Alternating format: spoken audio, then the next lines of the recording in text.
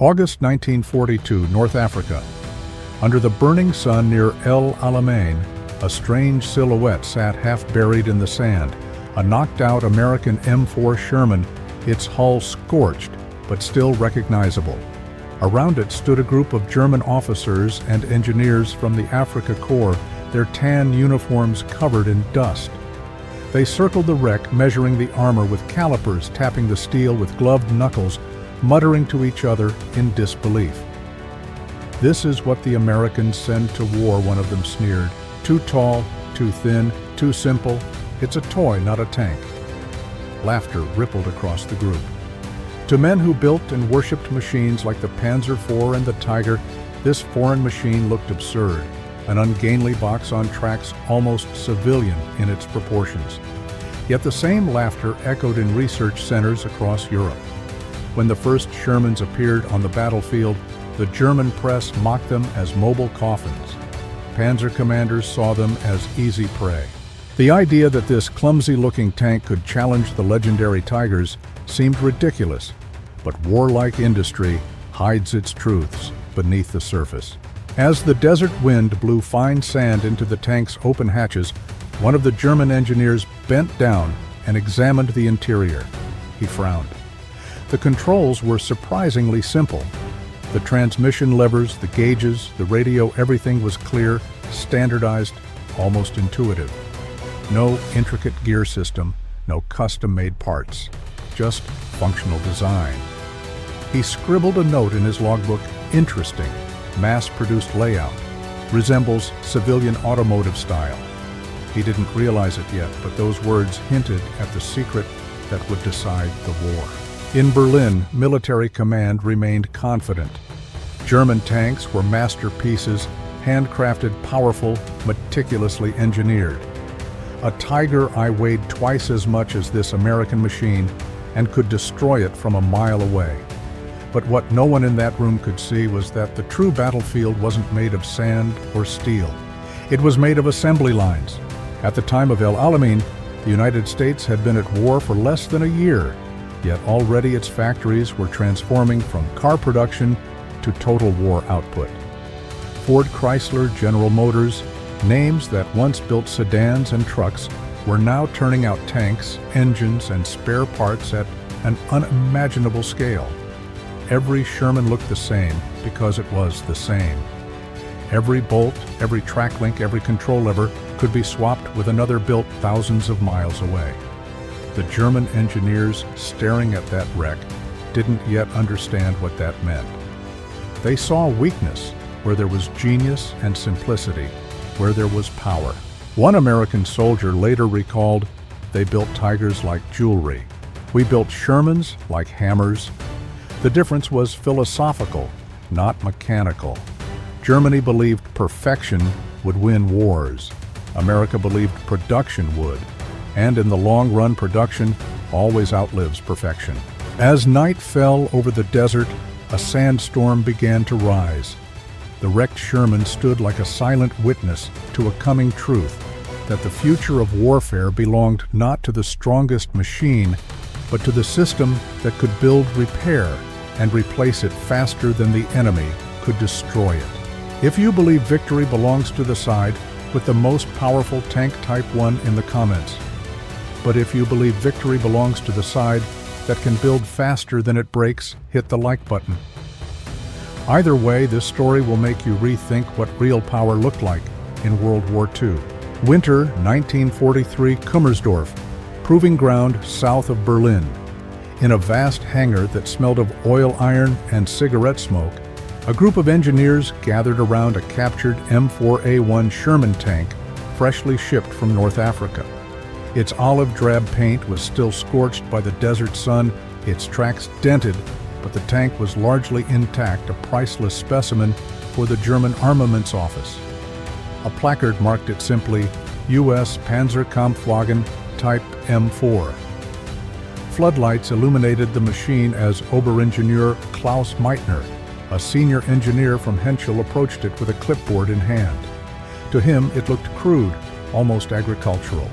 The welds seemed rough, the armor flat and unsophisticated, the cast turret almost primitive compared to the angular precision of a panther or tiger.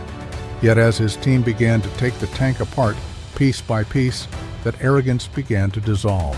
The first surprise came when they lifted the engine deck. Beneath it sat a Continental R975, an air-cooled radial engine originally designed for aircraft. Meitner frowned. An airplane engine in a tank madness, he thought. But when the team started it up, the engine roared to life, immediately smooth and steady. No coolant leaks, no complex piping, no delays. The simplicity was startling.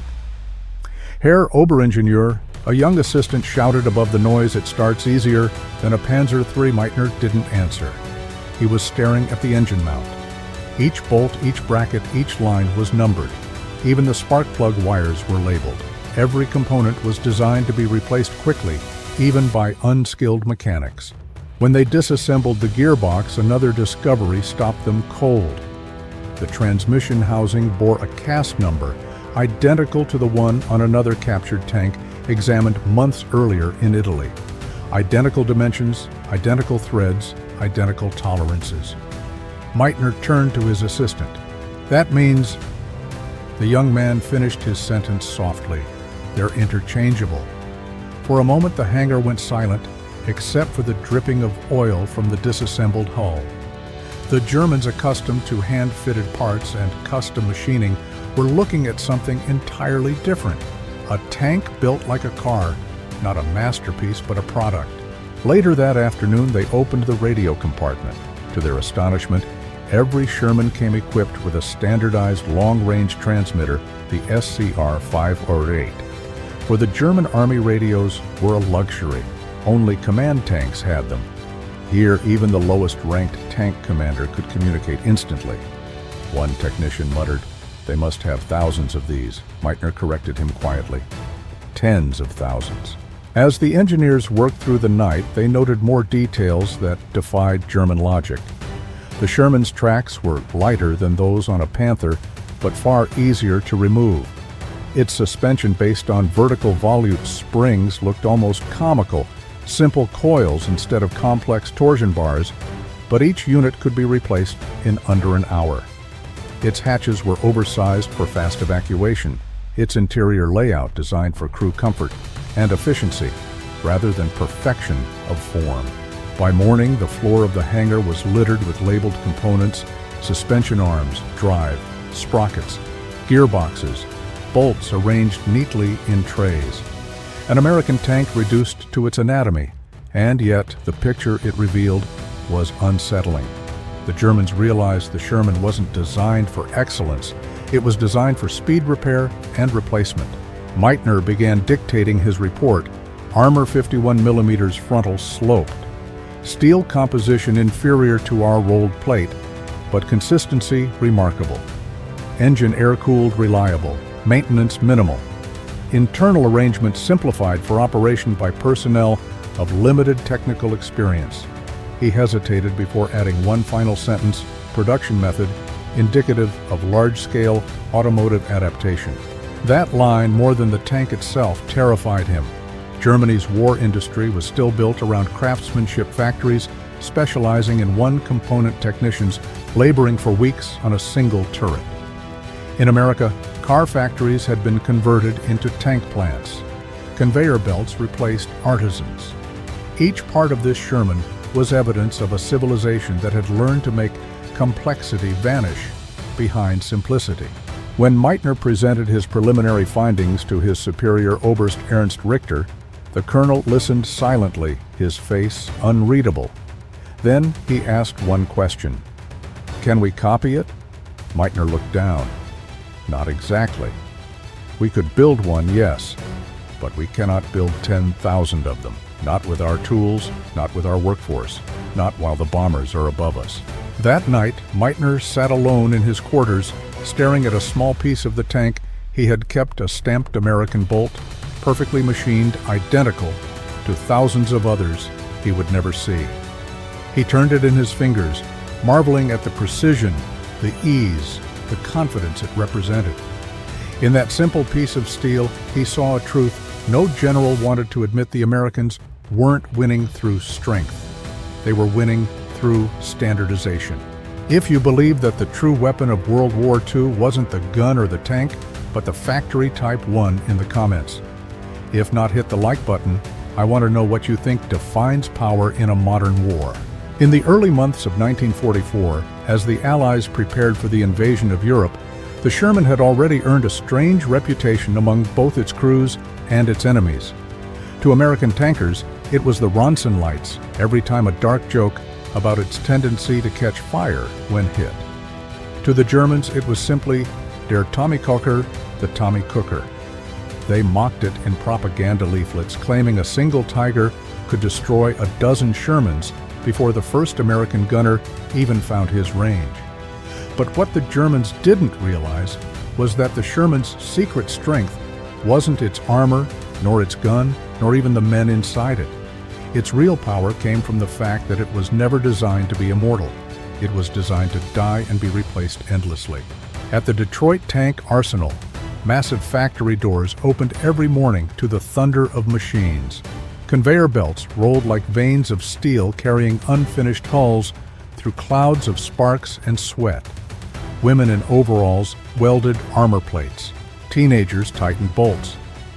A new Sherman emerged every 56 minutes. One historian later wrote, "America didn't build tanks. It built the idea that tanks could never run out." By 1944, 11 factories across the United States were producing the M4 in different configurations: welded hulls, cast hulls, diesel or gasoline engines, wide or narrow tracks, and yet every single one of them could share parts. A final drive from a Lima-built Sherman would fit perfectly into a Fisher-built hull. A turret cast in Grand Blanc, Michigan could sit on a chassis assembled in California. It was modular warfare decades ahead of its time. In contrast, every German tank was practically handmade. The Tiger I required 300,000 labor hours to build. A Panther needed 150,000. The Sherman less than 50,000, and with a fraction of the specialized tooling. Where the Tiger demanded obsessive precision and weeks of test fitting, the Sherman demanded only repetition. Its tolerances were broader, its design forgiving. The Germans saw this as proof of inferiority. In truth, it was genius. American engineers understood something their enemies did not, that war consumes machines faster than perfection can produce them. The Sherman's components reflected this philosophy. Its vertical volute spring suspension, mocked by German designers as archaic, could be repaired in the field with a crowbar and an hour of daylight. The Tiger's complex interleaved road wheels, designed for superior traction, clogged with mud and froze in winter. Sherman crews carried spare track links on the hull sides. They could swap them mid-combat. The M4's air-cooled radial engine, once criticized as primitive, kept running in conditions that stalled Germany's liquid-cooled Maybachs. Every decision, every simplification was a sacrifice of elegance for endurance. In a technical sense, the Sherman was not a better tank. It was a better idea of a tank. It wasn't built to dominate a single duel, it was built to survive a long war. The German command boasted that one Tiger could destroy 5 Shermans. Statistically, they were right. But America could replace those 5 tanks in less time than Germany could repair 1 Tiger. And when the 6th Sherman arrived, and then the 7th, the mathematics of war turned inevitable. This industrial rhythm extended even to logistics. Each Sherman came with toolkits standardized across the Army. Replacement engines arrived pre-crated. Entire drivetrains could be swapped in less than a day. Mechanics didn't need master craftsmen, they needed only instructions and a wrench. One maintenance officer in Normandy recalled, "We could rebuild a Sherman with the parts from 3 damaged ones before sunset." That was the logic of attrition turned into art, the brutal poetry of total war. German engineers knew this truth, but were powerless to act. Allied bombing crippled their factories, forced production underground, fragmented supply lines. Each Tiger or Panther rolled out of the assembly hall like a sculpture perfect but doomed. Every destroyed Sherman, meanwhile, was a seed that multiplied. By mid-1944, the United States was producing 2,000 Shermans per month, more than the entire German output of all tank types combined. The Reich was trapped in a race it had already lost. When German intelligence officers examined Sherman recovery reports, they were stunned. A single tank might be written off, but its components, engine blocks, gearboxes, periscopes, were harvested and reused. The Americans weren't just building machines, they were recycling victory. They treated tanks as consumables, not icons. A German colonel reviewing the data shook his head and said quietly, "They build them as if they expect them to die." That was the point. The Sherman was expendable by design. It existed to keep moving forward, not to be preserved. Its simplicity made it eternal because it could be reborn faster than it could be destroyed. Perfection dies with its maker. Simplicity survives because anyone can make it again. If you agree that simplicity is the ultimate sophistication in war, type 1 in the comments. If you think perfection should always be the goal, hit like and tell us why. The next part of this story will show how Germany's obsession with perfect machines became its fatal weakness. Spring 1944, northern France. In the stillness before dawn, the engines of a Tiger battalion growled like distant thunder. Each machine, 57 tons of steel, powered by a precision-built Maybach engine, represented the pride of German engineering. The crews believed they commanded the most powerful tanks in the world, and in a duel, they often did. A Tiger's 88mm cannon could rip through a Sherman before the American gunner even fired. Its armor could shrug off direct hits that would have torn other tanks apart. But beneath that confidence, a different kind of fear had begun to spread, one measured not in caliber, but in numbers. In the fields near Villers-Bocage, a veteran Tiger commander watched through binoculars as a formation of Sherman tanks advanced across the hedgerows. There weren't 5 or 10 of them. There were dozens stretching across the valley like a moving wall. He ordered his gunner to open fire. The first shot destroyed the lead tank. The second knocked out another. But as black smoke curled upward, more Shermans appeared behind them, then more after that, rolling forward relentlessly. They never stopped coming. One German gunner muttered, loading another round. By the time his ammunition rack was empty, the enemy still filled the horizon. That image, the endless wave, was what began to break the morale of even Germany's best tank crews. For years, propaganda had promised them technological superiority. One German tank is worth 10 American ones, the posters boasted. But by mid-1944, the math no longer worked. Every Tiger loss was a disaster requiring months of replacement time. Every Sherman loss was an inconvenience replaced within days. At the height of the Normandy campaign, American factories produced nearly 2,500 tanks a month. The entire German war industry managed fewer than 500. On paper, the Tiger remained the deadliest tank in Europe. In reality, it was being buried under an avalanche of steel. In field reports from the 2nd SS Panzer Division, officers began noting a strange pattern. Battles they won no longer mattered. Even after destroying dozens of Shermans, they found themselves retreating a week later, not because they'd been defeated tactically, but because the Americans had already replaced every tank they'd lost. A Tiger ace named Otto Carius later wrote in his memoirs, "For every Sherman we destroyed, 3 more appeared." You could destroy machines, but not the factories that birthed them. The difference was philosophical. German design celebrated perfection. Every component of a Tiger was built by hand, fitted by specialists, tested individually. It was an object of pride. The Americans treated their tanks like tools, imperfect, but available, standardized, repairable, replaceable. The Tiger's power was absolute but fragile. One broken gearbox could immobilize it for weeks. A Sherman's gearbox could be replaced in an afternoon. In Berlin, The Ministry of Armaments received reports warning that the obsession with complexity was strangling production. Albert Speer, Hitler's armaments minister, pleaded with design bureaus to simplify. He wrote, "Our tanks are masterpieces, but masterpieces are slow." Hitler refused. To him, quality was a matter of prestige. "Quantity is the refuge of the weak," he said in one meeting. The irony was bitter. That statement doomed the Reich's armored corps. On the front lines, German mechanics faced a different kind of despair. Spare parts were scarce, and even compatible components between tank models were rare. A Tiger crew might strip a damaged vehicle for pieces, only to find the fittings didn't match. In contrast, American mechanics in Normandy's hedgerows worked like surgeons on a production line. Engines swapped tracks, replaced radios, recalibrated, and the tank sent back into combat within 24 hours. Every destroyed Sherman returned as a new one reborn from the system that made it. By late summer, even frontline officers understood the truth. Captain Heinrich Lürzer of the Panzer-Lehr Division wrote in a private letter, "Our tanks are magnificent.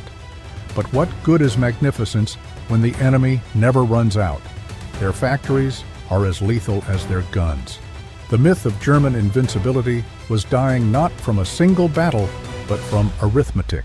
In one of his final reports before the Allied breakout from Normandy, a disillusioned German colonel wrote, "We are fighting against an economy, not an army. We can destroy their tanks, their planes, their men, but not the rhythm that replaces them." His words captured the essence of the delusion that had defined Germany's war. The Reich believed it could outthink, outbuild, and outfight a nation whose greatest weapon was organization itself. As the Allies advanced eastward, the wrecks of German armor lined the road's silent monuments to a philosophy that confused perfection for power. Those who survived began to realize the cruelest truth of all: in a war of machines, art dies quickly. Only mass production endures.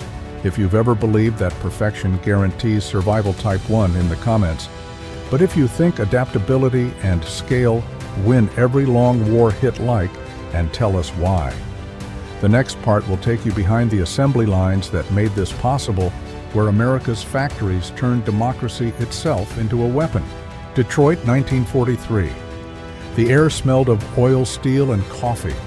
Inside the Ford River Rouge, plant sparks rained from overhead cranes as hulls of unfinished Sherman tanks rolled down tracks where Model Ts once had. The clanging of rivets, the thunder of hydraulic presses, and the rhythmic hiss of welding torches merged into a mechanical symphony that never stopped. The United States had transformed its industrial heart into an arsenal unlike anything the world had seen. The same nation that once built cars for families was now building freedom in steel. Henry Ford's factories were only part of it. Across the Midwest, a civilization of machinery had come alive. Cleveland built engines, Chicago built transmissions, Pittsburgh poured the steel, California assembled the final tanks for Pacific duty. Even in small towns, machine shops worked around the clock, machining bearings, gun mounts, and armor plates. By the end of 1943, the United States had mobilized 18 million workers for war production, nearly one-third of its entire labor force. 2 million of them were women. They welded seams, cut steel, inspected gears, and tested engines that roared like thunder through factory hangars. The posters called them Rosie the Riveters, but to the men at the front, they were invisible allies who replaced despair with reinforcements. At the Chrysler Tank Arsenal in Warren, Michigan, the process was pure choreography. A tank entered the line as a skeleton of steel. 90 minutes later, it rolled out of the far end under its own power. In February 1943 alone, the plant produced 100 Shermans, more than Germany could produce of all armored vehicles that month combined. Workers painted messages on the hulls before shipping them overseas.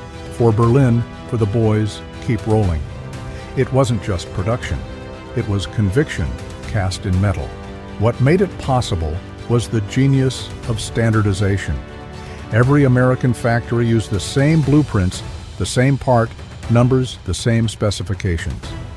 A mechanic in Normandy could open a crate from Detroit, replace a gearbox, and the tank would move again without adjustment. The Reich's engineers, still working with bespoke craftsmanship, were trapped in a labyrinth of their own perfection. The Americans had turned simplification into strategy. On the floor of the Ford plant, managers installed clock systems that tracked every stage of production: welding, riveting, assembly, testing. If one line slowed, another picked up the slack. Nothing stopped. Even maintenance crews worked in shifts to repair machines while production continued. One engineer recalled, "We ran for 30 months without a single day's pause." The result was staggering. By mid-1944, the U.S. was producing one Sherman every 30 minutes. To supply that machine empire, America mined, smelted, refined, and transported resources on a scale the Axis could not comprehend. The Great Lakes carried 80 million tons of iron ore to the furnaces of Pennsylvania and Ohio. Railroad networks moved 10,000 tank engines a month. Freight ships delivered steel to shipyards and aircraft plants simultaneously. It was an orchestra of logistics where every factory played its part in perfect time. In Washington, Franklin Roosevelt called it the arsenal of democracy, but to the Germans who read intelligence reports, it looked like an industrial nightmare made real. In one declassified report captured in 1945, a Wehrmacht analyst wrote, "The Americans produce as if machines themselves were alive. Their factories do not rest, and their output is beyond calculation." At the same time, the United States had solved another problem Germany never could: maintenance in motion.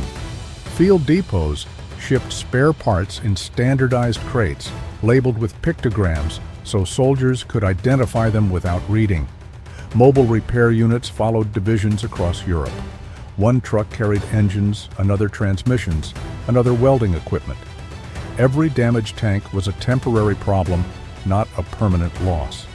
In contrast, Germany's armored corps had to tow broken tanks hundreds of miles back to factories already under bombardment. The contrast went deeper than material. It was philosophical. America's war production wasn't just about building things, it was about building systems.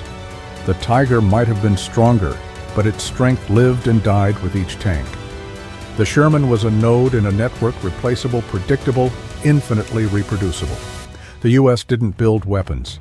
It built the means to build weapons, and that changed the rules of war forever. On the factory floor, a supervisor named Helen Walker wiped sweat from her forehead as the latest Sherman rolled off the line. The siren sounded a signal of completion. Hundreds of workers paused for a moment to watch the machine move under its own power for the first time. Someone began to sing "God Bless America." The rest joined in. It wasn't ceremony, it was momentum. Every tank shipped out that day meant one more crew in Europe that wouldn't have to fight empty-handed. Meanwhile, in Germany, engineers studied captured American production manuals, trying to understand how such consistency was possible. One noted bitterly, "They have engineers designing machines. We have artists designing monuments." He wasn't wrong. The American assembly line was democracy made mechanical, flawed, noisy, but unstoppable. By the summer of 1944, as the Allies landed in Normandy, the output of those factories flooded the European continent. Rows of Sherman tanks rolled off transport ships and across French soil, identical as twins, their engines humming in unison. For every tank lost, two more arrived. For every destroyed bridge, an engineer battalion built another. Germany was still fighting battles. America was fighting with logistics.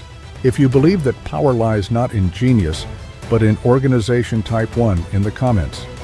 If you think creativity can still defeat the machine hit, like I want to hear your thoughts. Autumn 1944.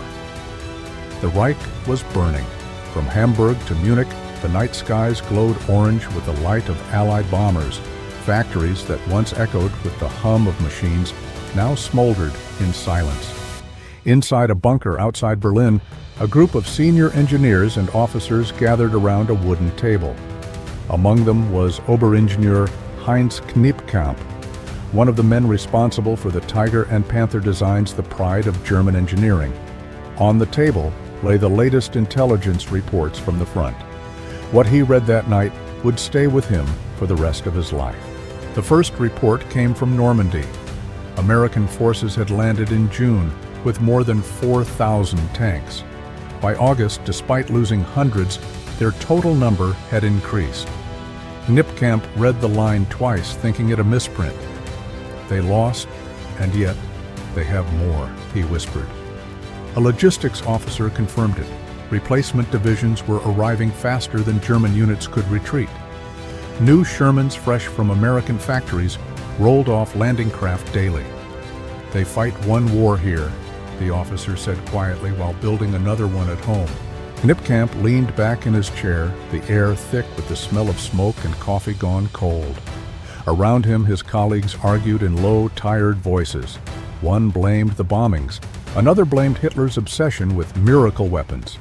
But deep down, every man in that room knew the truth. Germany was not losing to better tactics or braver soldiers. It was losing to arithmetic. Later that evening, Kniepkamp turned to his assistant, a young engineer named Dieter, and handed him a folder. "This is a production analysis," he said. Inside were tables comparing monthly tank output. Germany 600 Panthers, 150 Tigers. The United States 2x500 Shermans, 500 tank destroyers, 5,000 aircraft. "Look at this," he murmured. "They are making engines faster than we can make bolts." Dieter didn't answer. The numbers spoke for themselves. In another part of Berlin, Albert Speer, the Reich Minister of Armaments, was having his own moment of reckoning. His intelligence officers had just delivered a captured American War Department report titled "Production Statistics of U.S. Armored Vehicles." It detailed the output of every American factory: Ford's Michigan plant, General Motors Cleveland Works, Chrysler's Warren Arsenal. At the bottom of the page, one figure stood out: total M4 Sherman tanks produced by 1944, $40,000. Speer set the paper down and said quietly, "This is no longer war, this is slaughter by industry." He wrote in his personal diary that week, "We were craftsmen fighting an engineer civilization. Every time we made something perfect, they made 10 things good enough." For the first time, the man who had organized Germany's industrial might admitted that the enemy system, not his genius, would decide the war. At Kummersdorf, the same facility where engineers had once dismantled the captured Sherman, the last surviving technicians now dismantled their own work. Panther hulls lay half-finished under tarpaulins. Supply trucks sat idle for lack of fuel. One mechanic joked bitterly, "We should start building wagons. At least they don't need gasoline." No one laughed. The sound of distant artillery reminded them how close the front had come. Kniepkamp spent that winter drafting an internal memo he would never send. In it, he described the lessons he believed Germany had ignored. "We worshipped perfection. The Americans worshipped process. They could afford to fail because they could rebuild. We could not." He wrote about the Tiger's complexity, how a single broken track could immobilize a unit for days, and compared it to the Sherman's crude but functional design. "They designed for the average mechanic. We designed for gods." By early 1945, even Hitler's inner circle had begun to grasp the scale of the disaster. When Speer presented his production data in January, Hitler dismissed it as defeatist propaganda. "Our new jet fighters will reverse everything," he declared. Speer didn't argue. He simply folded the papers and walked out. He knew the truth: no amount of innovation could compensate for a nation running out of oil, steel, and time.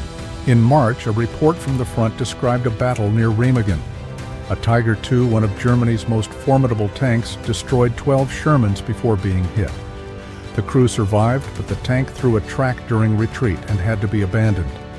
When American engineers examined it, they noted the exquisite machining of its components, each gear and bolt polished to perfection.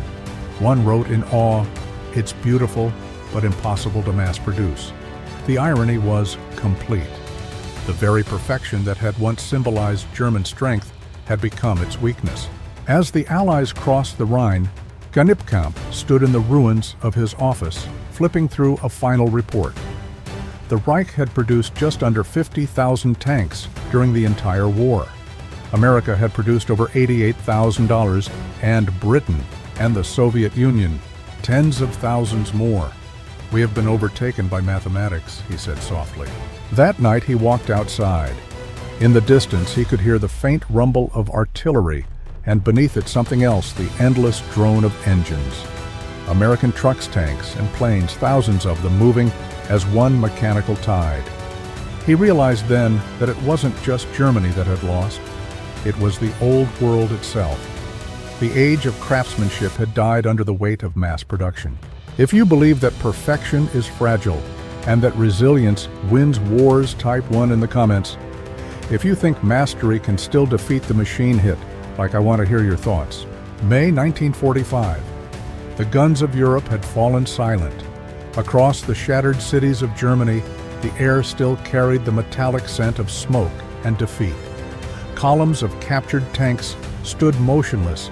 Along the roads, broken Tigers and Panthers, their engines seized their tracks, torn. Nearby, American Shermans rolled past, dusty but alive, their engines coughing steady rhythm in the dawn light. The war that had begun with laughter at a clumsy American tank had ended with that same machine parked in the heart of Berlin. In the days that followed, Allied engineers toured what remained of Germany's war industry. Inside bombed-out factories, they found precision tools buried in rubble, incomplete blueprints for new tanks, and the wreckage of a system that had tried to outthink the world but could not outproduce it. One American officer wrote home, "Their machines were brilliant, but they never understood the power of a factory that never sleeps." At an interrogation center near Augsburg, Heinz Knipkamp sat across from a U.S. technical intelligence officer. The young American laid a single bolt from a Sherman tank on the table and asked, could Germany have made this? Knipkamp turned it in his hand, studying the clean threads and uniform machining. "Of course," he replied. "We could make one." The officer smiled. "We made 1,000,000. Knipkamp placed the bolt back down and nodded slowly. "Then you've already won twice, first on the battlefield and then in the factory." In Washington, months later, an American engineer gave a lecture on wartime production. On the screen behind him appeared two silhouettes, the Tiger and the Sherman. He pointed to the Tiger. This was the masterpiece, he said. Precision, complexity, power. Then he pointed to the Sherman. This was the idea. Simple, repairable, repeatable. We didn't build tanks. We built a system that could replace them faster than they could be destroyed. That philosophy, the belief that power comes not from perfection, but from adaptability, had defined the outcome of the war. Germany's engineers had pursued immortality through design. America's engineers pursued endurance through replication. One created legends. The other created history. Today, a single surviving Sherman stands in a museum in Bastogne. Its armor scarred, its paint faded by time. Visitors walk around it quietly, reading the plaque beneath its tracks, mass-produced for freedom. Few realize that the story of that tank is not about metal or machinery, but about mindset. The understanding that survival belongs not to the flawless, but to the flexible. When German engineers dissected their first captured Sherman, they believed they were examining an inferior enemy. What they were really dissecting was a mirror of their own future, a future where innovation would no longer be measured by the brilliance of a single design, but by the scale of an entire system. The Tiger was the last great monument of the artisan age. The Sherman was the herald of the industrial one. For the men who fought inside them, neither machine was perfect. To the German crews, the Tiger felt invincible until it broke down. To the American crews, the Sherman felt expendable until it saved their lives. Both machines demanded courage, and both became legends. But when history counted the cost, it wasn't courage that decided victory, it was capacity. As dusk falls over the museum floor, the Sherman's olive hull catches the last trace of light. In that glow lies the silent lesson of a century that strength is not the absence of weakness, but the ability to recover faster than you fall. If you believe that systems, not symbols, define the future, type 1 in the comments. If you still think a single perfect creation can change everything, hit like. I want to hear your thoughts. And if you want to uncover more hidden truths of the machines, the people, and the moments that shaped World War II, make sure to subscribe. Because history doesn't just repeat, it reveals.